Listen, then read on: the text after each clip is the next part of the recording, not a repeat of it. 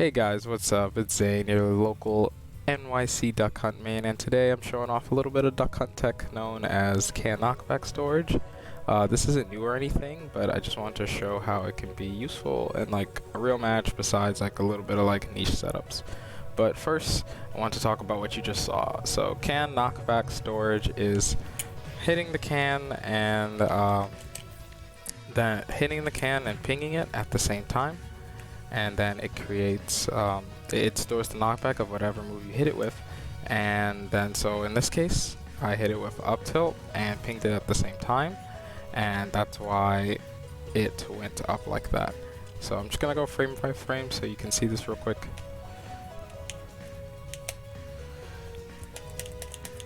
And I am dashing and doing up tilt, and I hit can and the up tilt hit on the same frame. And you'll know when you get it when you hit this like little weird diagonal angle. Like you'll know it worked for sure. And you can do this with other moves. You can do a dash attack. You can do a dash attack. It's a little bit hard. It's a little harder than it looks, but you can do a dash attack and a couple other moves. Even nair.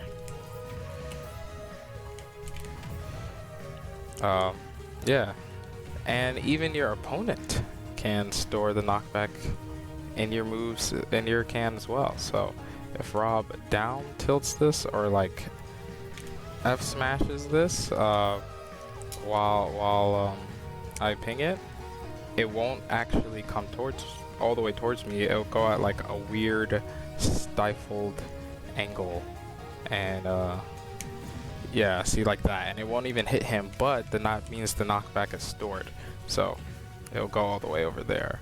So you can actually use this to your advantage to punish opponents. So let's go over and see how we can do that right now. Okay, so we all know that when you ping a can and the can gets hit at the same time, it stores the knockback. So we can apply that in this match here.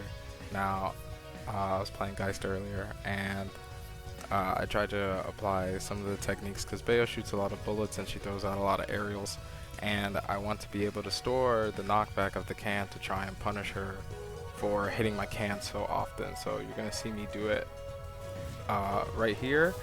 Just a little bit of neutral, but in a bit I'm gonna put out the can. So I ping it a little bit, and then you see here, I ping it, and then Geist nairs my can. You see it actually didn't go back towards me, and because it didn't go back towards me, it's gonna land on the ground, but it's gonna keep the stored knockback of the can. So whatever it gets hit by next, that's not a projectile, I believe. It will send it flying towards the trajectory that was stored. So in this case, Bayo's bullets are considered physical, even the ones that she shoots like in the air or on the ground, like through nair. So if any of them like nick the can, it could send it at the stored knockback. So you're gonna see the Geist does nair and it hits the can, and it actually makes it come back, and I get a punish here. Now, I messed up a little bit, and I grabbed too early. I could have got a better punish, but that's a perfect example of how you would want to use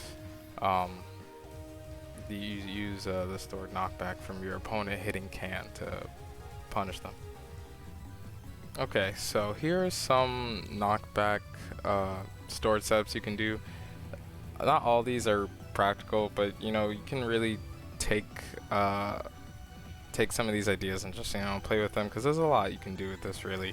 And just keep in mind, like I said before, your opponent, you can always use your opponent's moves to store the can's knockback as well. I'm trying to implement this more in my play as well, and I think it'll really help us out, because Duck Hunt can get punished for throwing out can like the wrong way a lot of the times. And if you can make your opponent scared of wanting to hit the can, then that makes everything better for us.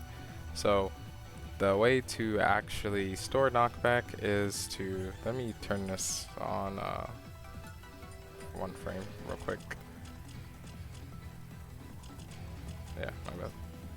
Okay, so when you shoot out the can, it comes out at this nice angle, and then you're gonna wanna shoot the can out, and while it's in the air like this, while it's in the air like this, or even on the ground, if you hit it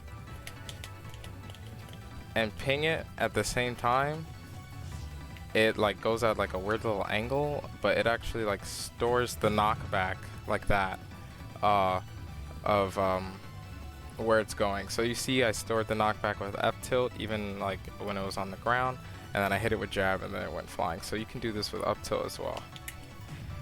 And you'll know you did it right because up tilt went at that like funky little angle, and you can hit it with anything and it will like fly. Oops. You can hit it with anything and it'll fly at that like angle. So you can even hit it, I was gonna say gunman, but you can even hit it with gunman and it'll go at that angle as well. I'm pretty sure gunmen are considered physical, so you can do it up tilt. You can do it back air as well. You can do it in air. That's one of my favorites.